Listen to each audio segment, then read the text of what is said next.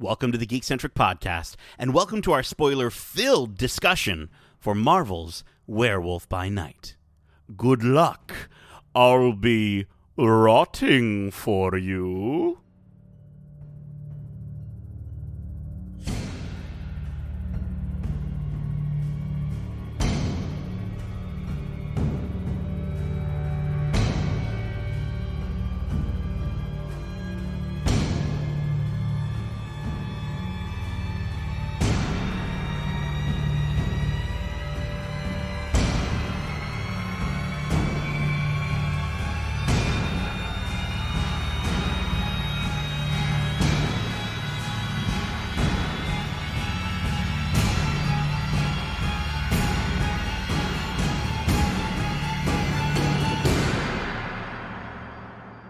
Hello there. My name is Nate, and this is our spoiler-filled discussion for Marvel's Werewolf by Night. Special thanks again to our friends at Marvel and Disney Studio Canada for giving us the opportunity to watch this special early for review and for this discussion. Now, as I said, this is going to be spoiler-filled, so if you haven't watched Werewolf by Night just yet, now is your opportunity to shield your eyes from the moonlight and go and watch this Marvel special presentation, and then come right back in a snap of the neck. If you're joining us for the first time, we are Geekcentric, a podcast focusing on the world of movies, TV shows, games, toys, collectibles, and all things geek-centric. Now joining me for this descent even further into madness, we have my two favorite monster hunters, Darcy, the old demon from hell, Hudson. I like that one. Nice, sound like an old-timey prospector. Yeah, I'm the old demon from hell. And we've got Justin, the jack-o'-lantern Lawrence. Hello. Hello, Justin. Back again with that voice.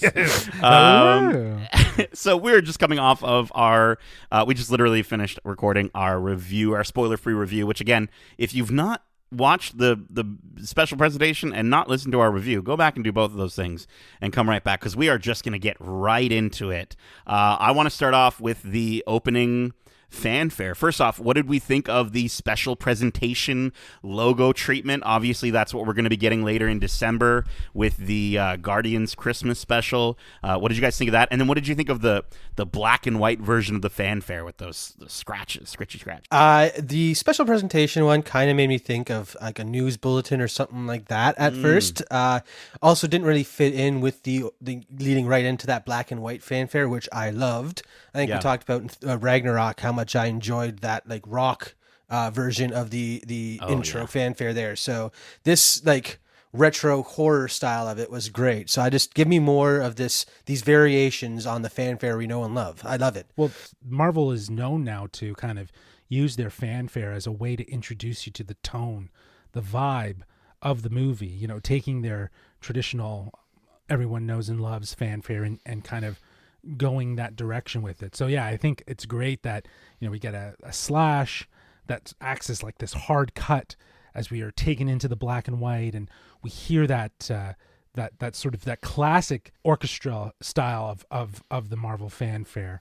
But I like the Marvel special presentation thing that happens before that. I think it's kind of cool because it's almost like, what's the bridge that Thor the Bifrost, uses? Yeah, it's gonna, and that takes you to different places, and maybe that's the intent of these special presentations, is that they kind of pave that way of being less tied to the conventional MCU, and that they can have a little more freedom, a little disconnect, you know, because they're an adventure, right? I don't know. That's kind of me reading really hard into it. No, it makes sense. Makes sense. I love it. I think them using this going forward as their special presentation, I think we're going to get a ton more of these special presentations, and I think that's a great way just to sort of let us know what they are, but then changing up the fanfare to fit. I loved how the traditional, you know, song sort of gets bent and pitch bent as the slashes come through. I thought that was so good. And of course the music was done by Michael Giacchino, who also directed the movie. I do think that he should have been cast as Flaming Tuba Guy. He wasn't. And it's funny because in the credits you do see like his credit is sitting next to the image, the silhouette Yep. of the flaming tuba guy. But that actually a little nod here, and I actually learned about this. Shout out to the movie podcast, and Michael Giacchino brought this up in their interview. But I actually learned that it was David Silverman, who's actually an animator and Simpsons. director from The Simpsons. Yeah, and Yeah. it's funny because like, I don't know why, but like a character with a fire tuba sounds like something that would be in The Simpsons. In The Simpsons. Like I could totally see his character straight up just like marching around with a tuba on fire. I don't know. And I as we said in our review, the bwom sound was awesome. I loved it. I wanted to see more about it. I hope that character comes back somehow. That's the only character I want to see come back. But I also the intro, I think the narration, very Orson Welles, very Rod Sterling, but also Very classic horror Yeah, and classic Hollywood. It's but the words, so on par. the words, the known universe with its heroes and marvels. I was like, yo, is this straight up is this one of the Watchers? Like, is this a different Watcher that we might be hearing from right now that watches over like this part of the multiverse? You know what I mean? That's the vibe I got. That's A horror fan watcher. It makes sense. We so we cool. all like different things as geeks out there. So what's to say the Right. watchers don't have different preferred genres in the wide multiverse? I love it. well, all watchers do, Darcy. Come on, we're all watchers at the end of the day. I can't wait to meet one of the Watchers that's into like really watching like really freaky stuff, like really freaky things. Like, what is that Watcher gonna sound like? He's gonna be like, Well, I'm "Hello!" more interested in the one that likes to watch the musical renditions of things. So, Dude, I would Yeah. totally, dude, a musical Watcher. Let's go. That would be so much fun. But yeah, I think I the narration I liked off the top because it at least establishes. Again, we were talking about it in the spoiler free how it loosely connects itself while also being removed from everything MCU. So it is acknowledging the existence of these heroes and the things that they fight. But on the other side of that, there's something else that we haven't seen. And this is our foray into that world and that introduction into what we will see inevitably show up in other movies. And I even think something like Moon Knight was already kind of hinting at, right? There is a supernatural quality to that. We got a little bit more of that in obviously Doctor Strange and the Multiverse of Madness. But here, you know, it does also beg the question, though, where in the timeline does this take place? Because if they are referencing Avengers at the top and you see the visual of the originals, then, you know, where does this take place and where in the timeline? That's the one thing at this point of when we're recording it, no one has established, obviously. I have some thoughts on that. I do want to maybe save that conversation just for a little bit later, just because it kind of goes into my theory. And Justin, I was going to have theories at the end. Okay, are you hosting this? I did want to also bring up the drawing of Ulysses' Bloodstone. We see there's a moment where he's using a Bloodstone on Sasquatch, who, shout out to our first member of Alpha Flight, making it into the MCU officially, even if it's in a drawing. I count it as canon. I mean, I kind of look like a Wendigo to me as well, which is again another more mystical but still Canadian foe for him to fight. Yeah, pretty dope. And then so going from monsters here, let's talk about Ted. We got to talk about Ted. I think we as soon as we wrapped recording our spoiler free review, it's like we didn't talk about Ted, and it's like, well, because there's really not much we can talk about without spoiling. I think the way that they sort of transformed what my expectations were for Ted was awesome, and I love that they sort of play with the meta humor with Elsa kind of being like, really, like Ted. His name is Ted. Darcy, I want you to kind of maybe walk us through this. Take us through the multiversal journey. I know you know a little bit more about Man-Thing than the two of us, so I'd love to kind of get your insight as to like, who is Man-Thing, what's his deal, and how does that kind of play into this interpretation? What's his thing, man? Yeah. Well, this Man-Thing, Ted, that we get in this series is, so where I can see a far departure from the comics. In the comics, it's funny that we have Man-Thing popping up now while She-Hulk's going on, because the Dr. Ted Sallis that becomes Man-Thing, was working on a team of scientists. I think it was actually under the funding of AIM to reproduce the super soldier serum. So very relevant topic in, I mean, at least today's MCU with the Falcon and the Winter Soldier, and then She-Hulk as well. So it's interesting to see that character is being brought in right now. But going further than that, he ends up becoming this Man-Thing because he is trying to be, he ends up being, set out for assassination by AIM. And in his fleeing from them, he decides to inject himself with the super soldier serum that he came up with to try and give him a better chance of fighting. But then he goes and crashes his car into a swamp that happens to be a nexus of all realities and a very strong magical lay point. And basically the magic of science and then the magic of the mystics and the multiverse basically came together to create this sentient swamp being with the memories of Ted Sallis. So he is a very mindless creature that is very gentle and usually ends up finding himself in these scenarios where he has to play hero, but he doesn't really remember who he is. So very different in this series because he at least remembers he is Ted and still seems to have some very human mannerisms. But yeah, he's wicked in this series. That's crazy because he is such a departure from what you described, but at the same time, like, his and Jack's relationship, I loved it. Very Rocket and Groot-esque. I felt like I was like, even though Jack is so much nicer than Rocket is, like Rocket will be like, you big dumb tree or whatever, like that's Rocket's thing. But like Jack and him, I was so happy. Like I was like, wait, he's hugging him. Like what? Yeah. That was the moment that I realized that I could trust Jack. Because again, going into this, you're not really sure who's the good guy, who's the bad guy. Having seen Elsa, I'm like, is she going to be the one that we're going to be rooting for? But that moment of their connection was just so good, and that made me fall in love with the character and realize this guy knows who he is and is a human despite being a giant Man-Thing. Totally. Yeah, and I referenced it in our spoiler free. There's a specific moment where there's the tonal shift from the horror element to suddenly this heartfelt moment, and it is the moment that we're talking about when we see Jack confront Ted through the bushes, and it felt very meaningful and, like you described, Nate, like a very Groot and Rocket sort of thing. But if Jack is Rocket, he's way nicer, way more charming. But that was kind of like the nice reveal, because like you said, you don't really know if you can trust Jack, and when you get to this point and you see that interaction, he's there to save Ted. I just loved that. I this is the heart that Giacchino was able to infuse into this, very overt horror movie, right?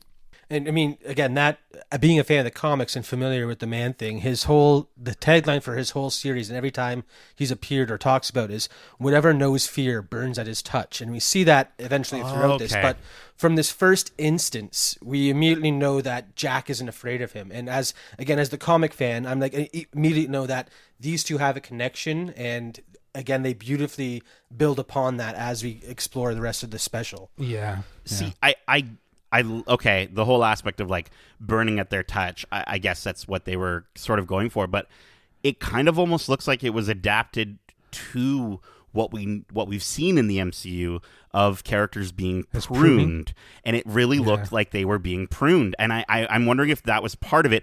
The other aspect to it that I was also wondering, because Darcy, you had kind of briefly mentioned in one of our passing conversations that like he's like a conduit of the multiverse, and I was almost wondering if he was like slamming his fist down on them and like ripping them apart as certain parts of their bodies were being sent into different universes through him. Like that's kind of where I was getting with that. I don't know. That would be cool, and I'm not sure if that is what they were going for. It's just from the comics, he can tell sense the emotions of everything around him, and when he senses negative emotions like fear and hatred and anger, he secretes this acidic substance across his body, and so that's why we see his footprints first smoking, is because everyone in this hedge or maze is afraid, and that's setting off his innate ability to burn things, basically. So that's cool.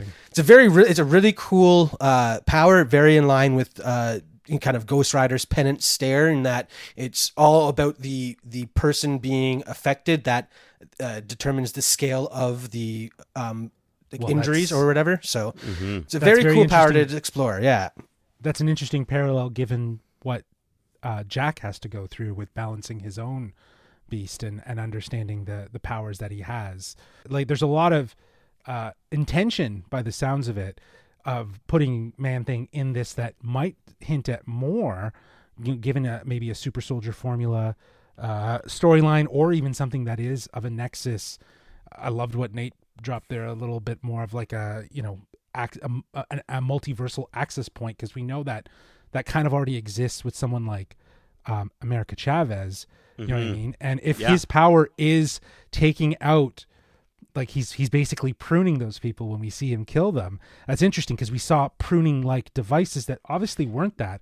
But what if they harnessed Man-Thing's power and Ted's powers and somehow infused it into the idea? And maybe this is this is more of like, well, like, and also just maybe how the sort of time displacement devices would come to be in effect because of the certain elements. So that also makes me think that maybe this storyline could be much older, because I gotta say, like, I know it's something that we were talking about and hinting at when the trailer came out, that potentially there's a TVA thing, and they never really address it, but it's so clear, like, you cannot put these characters in here and riddle them in the background. They look like TVA agents. So like, is the TVA derivative of whatever these security guards were?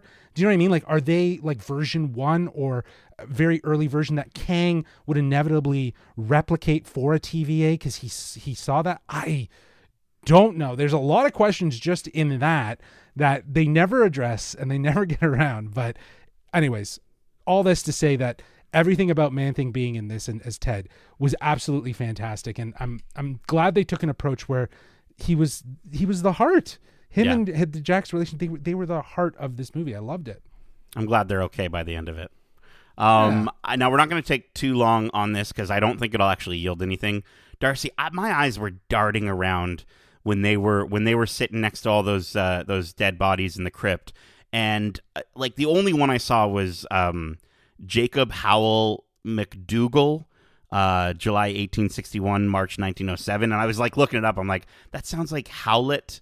Like, I was like, is this James Howlett? No, but it's not. So like, I tried looking into it and I couldn't find anything. Was there anything you found in that scene that possibly, I don't know, I thought they might hide a name in there or something like that. And again, not really. They're trying to make it out to be the Crypt of the Bloodstones, so I can see it being more people who relate to that side of the family. Okay, that makes sense. Yeah, okay. No, I didn't. There were, again, my eyes were jumping everywhere, and I was trying to pick up everything. But this one, again, being very self-contained, doesn't seem to have that many like Easter eggs or references sprinkled into it. So it was kind of refreshing for that. I agree with you, and I disagree with you. If you want to be, if you really want to push it and be a big nerdy geeky Marvel fan, the Bloodstone. Let's talk about it. Is it red chaos magic? What's the deal with the Bloodstone? If it's anything like the comics, it is from a meteorite, so space stuff basically.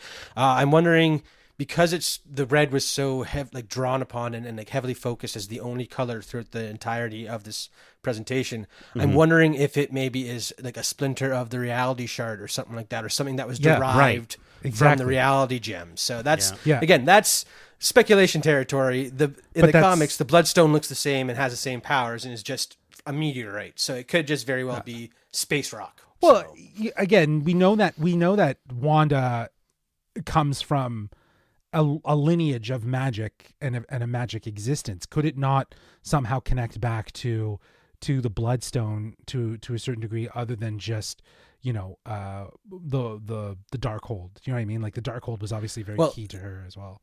So you say Darkhold, and that's just going back to the main character of this series. Jack Russell, in the comics, his family is plagued by lycanthropy, and while it was dormant for a while, it was revived when one of his ancestors transcribed the Darkhold into his diary and basically had a bound version of the Darkhold and was praying to Chthon, and that rewoke the lycanthropy curse in his family. So a lot of Jack Russell's origins in the comics are heavily associated with Wundagore and with the Darkhold. So I wouldn't be surprised if the Bloodstone turns out to be an extension of that. It'd be a really cool way to tie stuff together like this. The MCU does like doing, is having kind of merging certain backstories to make it a more efficient or effective plot device. So it'd be very interesting to see if we go to back to Wundagore and hear the name Rusoff pop up or Russell instead. Yeah. Well, I also wonder if the reason why you might take Wanda out of play for the time being and maybe bring her back is so that she can be more associated with this side of the MCU and with the sort of the dark magic supernatural, because I think Multiverse of Madness very much transitioned her to that based on their sort of portrayal, and they're also hinting at other things, obviously with maybe a mutant DNA that's in there, but the reality of what the Scarlet Witch is and being so derivative of dark magic and, you know, chaos magic, I'm wondering if that this is sort of the way that they can kind of bring her back and make her a part of this side of the MCU and have more play there and significance with characters in and around it. Like I think there was rumors long ago that with the introduction of Blade and, you know, Black Knight, that they could eventually come together with, you know, Moon Knight and Werewolf by Night and have to go against Wanda as like the ultimate baddie, right? And that's the one that they're trying to overcome. So I don't know. I'm just wondering at the same time with all this layering of magic, there has to be a significance, because that red was so like intense. And if it may be a reality stone, if it's from space, like I love that. It could be part of the reality stone, right? So interesting. Very scintillating. I wanted to just kind of move along here to our favorite moment, no holds barred. You can be as spoilery as you want. What was maybe your favorite moment from this special? Elsa's fight scenes were really good. They were so well choreographed. We talked about it in this spoiler-free review. Just they were so cinematic. Everything about them was like everything served a purpose. And that first one that I'm remembering is when they're outside the crypt and she's fighting the guy with the crossbow mounted on his arm. Yeah, that was just, I was on the edge of my seat for that whole fight. Like, how is this going to go? Dude, when she chops it off, I was like, hell yeah. Yeah, that's when I was like, no holds barred, bro. Movies. Yeah, no holds barred. They made it pretty clear in that little group huddle that they weren't going to hold back just because she was Ulysses' daughter. Like, hell no, she's fair game. And yeah, her fighting style felt very familiar to what we have seen from like the Widows, but I'm wondering if that's also intentional, because she does make reference to training, right? I believe Marissa says to her, you know, she haven't been trained for so long, and she's not trained by him. And I'm wondering who was training Elsa. She's the first Black Widow. I'm just wondering. Somehow. It just begs the question of if, you know, we see as you guys are pointing out, such a strong sensibility of fighting, and she's kind of like perceived as like this very strong. She's obviously very well crafted in the fighting techniques. So I'm wondering who's training her. That's an interesting question to ask. Super dope. And like, it's just so cool that again, like, we're getting these characters like Werewolf by Night. Like, I think Man-Thing, oddly enough, is probably the most well-known, or at least like I knew of him. But Werewolf by Night, Elsa Bloodstone, Ulysses Bloodstone, like I didn't know any of these. I think for me, there's two moments. I'll quickly mention one just because we brought up Ulysses, though. The only real comedy I think in this is when they open up that casket and he starts like doing that Disney puppeteer haunted mansion, basically. Oh, dude, yeah, Tales of the Crypt good. Keeper. It was sort of vibes. So good, and like the joke that he, you know, at the end is just like so good. Like I was just like cackling the entire time. I love how when she's walking by and she walks behind him, we're following her. We see that on the back of the crate, you know, this side up. And it almost is like it's almost like a peek behind the curtain to the theatricality, the sort of stage presence. You know what I mean? When you're behind the scenes working on a production that obviously that group of hunters does not see, and they don't really understand what it is that inevitably happens. But it was pretty funny. It definitely made me chuckle. And the fact that Man-Thing just, you know, when he burns her and then he just chucks her into her dead husband. It's just, and the head rolls toward the camera. Brutal, dude. Yeah. So well done. Yeah. Again, a huge departure for the character of Ulysses. And like in the comics, he was a very righteous monster hunter and ends up dying when the Bloodstone is ripped out from him or taken out of him by a bunch of conspiracy theorists or conspirators against him. So seeing him to be this leader of a secret cabal, I'm wondering if this Bloodstone maybe is more, Darkhold related and has that, kind of sinking its little fangs into whoever is wielding it type thing. So I guess we'll see if it pops up again. Maybe Elsa might be a bit more bloodthirsty than she was before. So she's drawn to it. I think for me though, the number one, and this was sealed for me the second time I watched it, would be when the door is slowly closing. And the camera pans towards as like Jack is like ripping through these guards and the blood splatters onto the camera lens. Like it just felt like if this really was a movie from like the 30s and 40s, that this moment would be studied in film classes, like as like, oh, that was the Werewolf by Night thing that you did in that, so like it was so cool. And I love that the scene gets darker and darker, both in a literal and figurative sense, because it emphasizes the core aspects that we've been talking about with this film of the classic films, which is sometimes it's scarier to imagine what's going on rather than straight up see it. And I love that the moment it does such a great job of weaving between both seeing the action and hiding it from the audience, like going back and forth. It's honestly, for me, it was the highlight of the entire presentation. It was so cool. So yeah, that was my favorite moment as well. The tracking shot. It was everything classic horror. It's a tracking shot. It's heavy shadows and high contrast. To your point, it's exactly meant to lead more on fear of not being able to see everything is really where it strikes a chord. And yeah, that was my favorite moment from the movie as well. Very cool. I mean, another little one for me, great little feel-good moment as Man-Thing hops through the wall and runs into the distance, roaring happily. I was like, chalk one up for the good guys at that point. Yeah, and to see, I think I'm looking at pictures of Elsa Bloodstone from the comics online, very much like a lot of red going on. So then when they switched it to color, she lives to the name. Right, yeah, and she's wearing that like bright red jacket that you're like, oh, I thought that was a black jacket, and she looks phenomenal. But let's kind of, as we're kind of rounding out this discussion, let's get to the end here. Where do we go from here, and when do you think we could see these characters again? Like, how does this play into the MCU at large? I know we've kind of been speculating as we've been going through, but do you guys have any other ideas?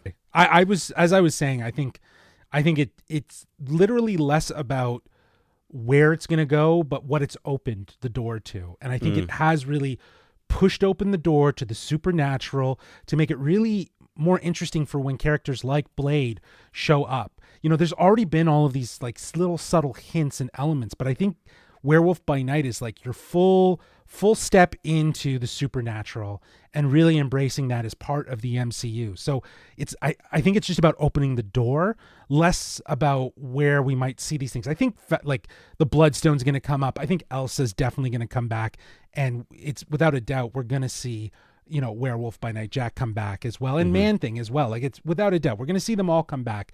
And sure, as an introduction for those characters, that's great, but I don't even really care.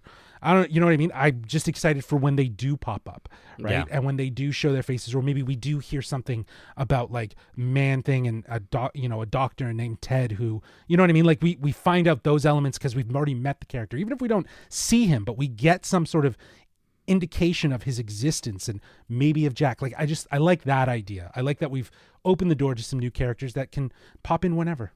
Interesting. If anything, I feel like Man-Thing would be more likely to pop up next to Howard the Duck in whatever future project he has, because again, from the comics, that he's one of Howard's best friends, because he's the only one who understands what Howard's going through as he's give stuck in me this that reality. as a special presentation, right? The Duck and Man-Thing. I would That's love the that. next one. But I totally agree with Justin, where this is more just an introduction to the supernatural side and giving us these characters that could pop up in anything from Moon Knight to Loki to Blade type thing. It's more just trying to get more characters that we already know their story, or at least a little bit about them before they drop them into another series. I'm kind of right there with both of you. My thought and theory as I was watching this is a branched timeline or like its own pocket reality. I feel like this is something that very much could be happening at the same time as our current MCU, but these characters are sort of trapped in this sort of world of hunters and monsters, and they don't know about the heroes that, you know, the Watcher that we spoke about, the narrator at the beginning of this, you know, they don't really know about them, and I feel like, you know, Man-Thing or Ted being so integral to the multiverse that we would see these characters through Loki. And Justin, I love the idea that it's possible that this is the area on the timeline that those agents came from, or that the technology was discovered. Like I love that maybe that's where they base their armor off of, like even just the little things like that, because I think with Loki season 2, I do think they have an opportunity to kind of nail down some of this origin or history of the TVA, unravel it and go further with it. And they don't need to focus on this, but just as a way to sort of be like, yeah, that's where that little connection is. And I do think, obviously, like you guys were saying, Moon Knight being so connected in the comics with Werewolf by Night, I think that's where we're going to probably see, I think, the next moment that we see them. I also think that this could be a version of Hell. I think after watching Moon Knight and understanding that there's different heavens, I think there's another side to it. And I think Mephisto's there. No, I do. But I do think that it's possible that if the MCU can have multiple heavens, it can have multiple hells. And I think this is maybe one of them as well. And yeah, because the only other thing that sort of got me thinking about this in terms of the timeline, and don't get me wrong, I love that they keep it vague. Like, that was one of the positives from our spoiler-free review, is like how this doesn't really have a time or date stamp on it necessarily. But the fact that Jack was like to Ted, he's like, let's get sushi. I was like, I looked into sushi and I was like, when was sushi popularized in the United States? And apparently it wasn't popularized until the 1960s. And so that's where part of my brain sort of thinks like, well, if this pocket reality is sort of themed or set in the 40s or 30s, but then they're referencing stuff from the 60s, like, is Jack from the 60s? Like, I don't know. So it just felt very ambiguous to me in terms of like their timeline, but also like that line was very, I just was like, that doesn't sound like something somebody from the 30s or 40s would necessarily say. I think that's because it isn't from 30s or 40s. Like, right. I mentioned to Justin off air that Ulysses being immortal would have very timeless tastes. And it would be very like vintage and almost classical in terms of his manner there. Mm-hmm. But I think one of the two things that kind of stood out to me in terms of like dating this would have been, first off, his explosives right. That small that were very concussive don't exist until Tony Stark era, basically. True. Like, that was Stark Industries tech in his hand. Yeah. And also later on, when they go turn to color, we do see the phonograph playing the record there. But on, like, behind the log that they're sitting on, there's also a payphone that looks like easily 80s or 90s and a Bell payphone. So to me, that's Darcy, kind of solidifying Darcy, it is. Here I am looking up the origins of when sushi was popularized in the United States. You're finding the more obvious ones. Yeah, I'm like, okay, sushi. That is very current and very of this era. But I'm like, there's also a payphone behind it too. That was what I drew my eye to. So yeah, Darcy, I don't know if you could blow my mind anymore. Whether it's the steaming footprints off of Ted. Or catching those little details. That's awesome, dude. Do we have any other things that we wanted to shout out before we wrap this spoiler-filled discussion? I was just going to jump in and say I kind of agree that maybe slightly with both of you that this probably takes place in and around the Howard Stark era, more so than Tony Stark as being the timeline. And I'm wondering if maybe that's why we got the opening narration, Nate, very similar. Like, again, using the medium of storytelling as the pocket of time, I think is really integral. And I think having that open narration with a voice, it could be a watcher. It could be someone telling us about a different part within the world that we know that exists that we didn't know exists, right? Because a lot of what we're seeing feels very aged, like it's old school, but not that far from where we have been. So maybe we're in a Howard Stark era rather than maybe the Tony Stark era. Interesting. Well, I certainly, my brain is tingling now, and I want to rewatch it yet again to just catch those little details. But that is it. We hope you enjoyed this spoiler-filled discussion for Werewolf by Night. And if you did, make sure to subscribe to us wherever you like to listen to podcasts. And if you want to write, into the show with your thoughts on this special presentation or any of the movies or shows we cover, well, I'm going to use a payphone, I guess, to reach out to Justin to let you know how you can reach us. Well, they can reach us at wearegeekcentric@gmail.com. That's wearegeekcentric@gmail.com. Or they can reach out to us on Twitter at geekcentricyt or on Instagram at wearegeekcentric. Keep in mind, we have a ton of other great episodes. We got a lot of interviews. For the spooky season, we got Hocus Pocus 2 interviews with the director as well as a lot of the cast. We also have an interview with Michael Giacchino as he talks about his time composing for Pixar's Lightyear. Very, very cool stuff. Definitely check those out here on podcast services as well as on YouTube at youtube.com/geekcentric. And yeah, just honestly, there's so much going on. We have watch clubs happening every single Friday, and for She-Hulk and Andor, and we've got some reviews out recently with Hocus Pocus 2 as well as Amsterdam. So click on all the things, like all the things, give a 5-star review if you don't mind. Thank you so much for joining me, Justin Darcy, for today's spoiler scary spooky special presentation discussion. And as we say, love ya. Laters. Peace.